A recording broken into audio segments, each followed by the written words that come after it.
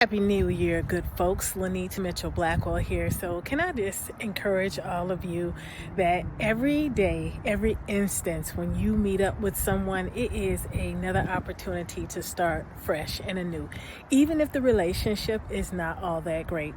This morning I had a client appointment law with a couple, and they had their parents there, the husband's parents there, and the mother was taking these little shots at the daughter-in-law. And I knew they were shots because of the things that she was saying and the way that she was saying it. So it was not the words themselves. And if we're honest, we know it's very rarely the words, right? It was the intent behind them. And so let me just tell you what she said. So she sits next to me and she says, a woman who doesn't wear a lot of makeup is a very confident woman. So I paused and I looked at her because I look just like this, y'all. So, I will put on a little concealer and a highlighter and some brows and some shadow and some lip gloss. But that's about as much as I'm going to do, normally because I'm rushing out, but also because I don't want my appearance to be distracting from the business at hand. We are here to do this transaction. I need you to focus on this paperwork so we can both get on with the rest of our day. And so I just smiled at her, kept going. And so then she says, "You don't wear a lot of makeup, do you?" And so at that point, I paused and I looked her right in her face because I knew that this was not about me. And I looked across the table and I looked at her daughter-in-law, like really looked at her. And that lady's face was beat. She looked beautiful. And she had put some time in her appearance and money too.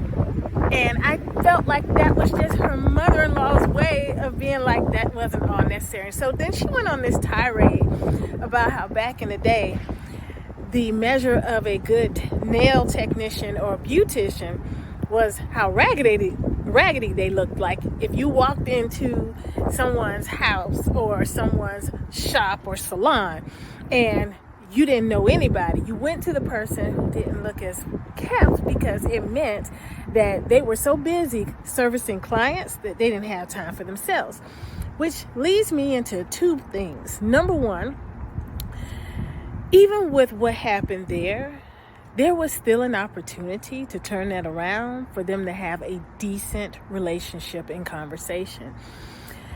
Number two, or part B to number one, I should say, it really gave me perspective on my relationship with my mother-in-law, to the point where when I left, I called her and I said, "Mom, I just want to tell you how much I appreciate you. In these 25 years, you have always been kind and respectful and generous to me.